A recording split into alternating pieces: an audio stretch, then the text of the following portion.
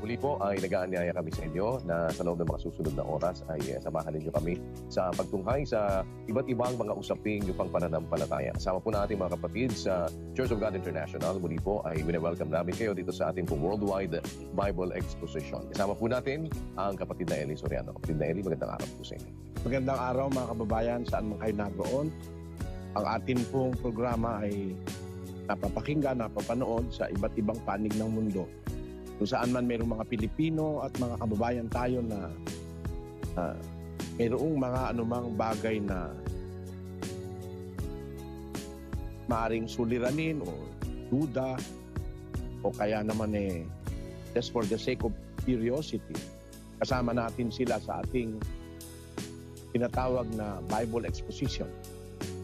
Ay umaasa po kami na makikinabang tayo dito sa ating ginagawa. Alin man pong bagay na ginagawa natin ukol sa Diyos, mayroon po itong pakinabang. Pakinabang na hindi lamang sa material, kundi pati sa bagay na espiritual. Gaya po ng sinabi ng Apostol Pablo kay Timoteo sa 4:8 ng unang Timoteo. Pakinggan po ninyo ito. Sapagkat sa pagsasanay ng katawan ay may kaunting pakinabang.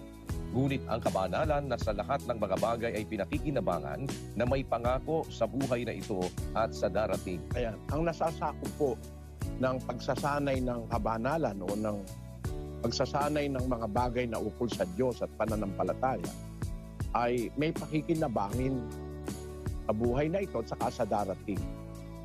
Yung pagsasanay ng katawan, bodily exercise, kagaya po ng nagbabody building, gumagawa ng mga fitness activities, mayroong kaunting pakinabang yan sa katawan.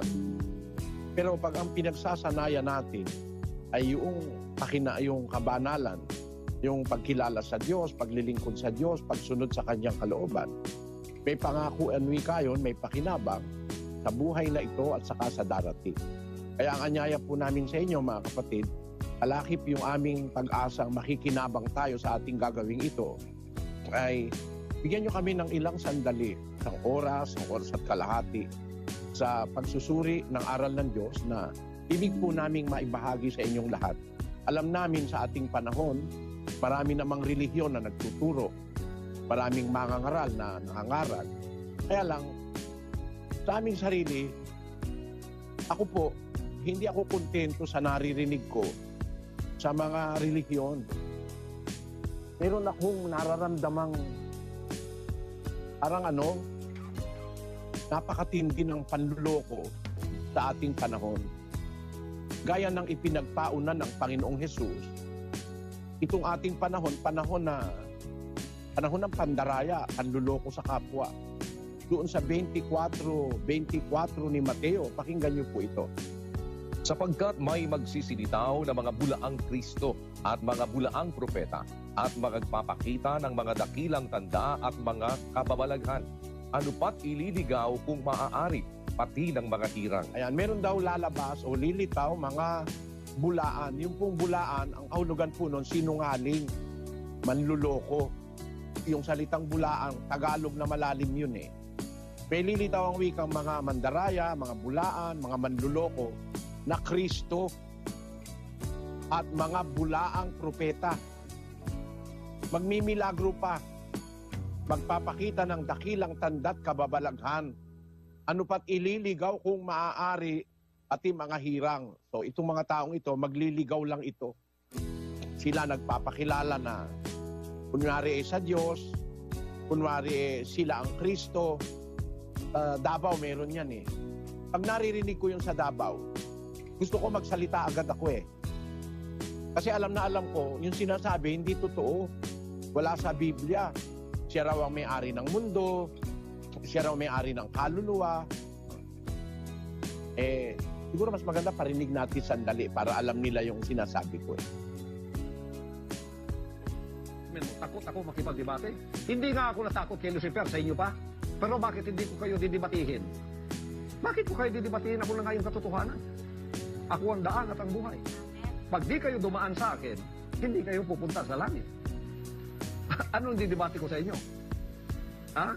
Paano niyo ako didibatihin yan? I am the way. Pag hindi kayo dumaan sa akin, hindi kayo pupunta ng langit. Kahit ano pang gawin ninyong pagtatampisaw dyan. Paano ko kayo didibatiin yan na ako ang may-ari ng kaluluwa nyo? Ako ang may-ari ng sanlibutan ngayon. Magdidibati ako sa inyong mga hunghang kayo? Sino kayo?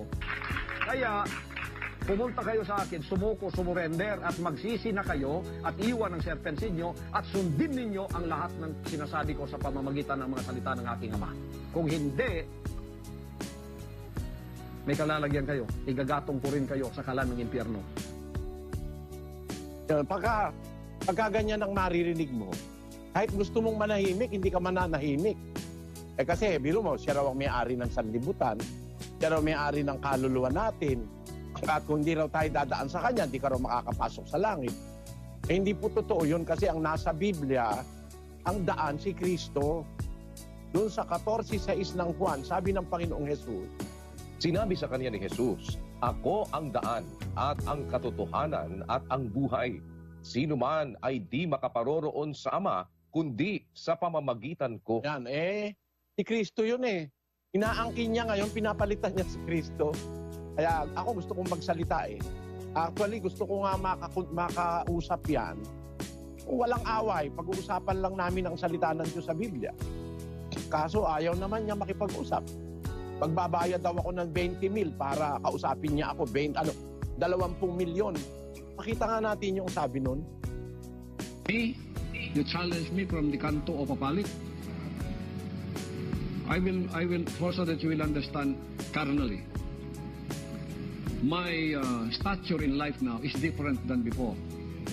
When I talk here for 1 hour, millions of people are donating funds to me.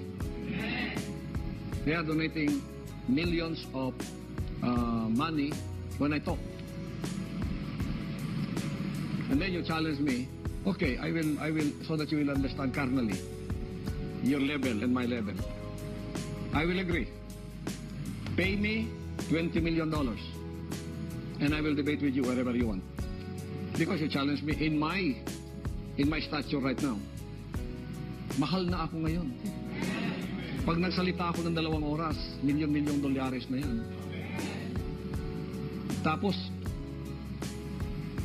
hindi ko alam kung sino kang kanto boy dyan. You challenge me to a debate and I will spend 1 hour or 2 hours with you. I do not get anything from your soul because you are a goat.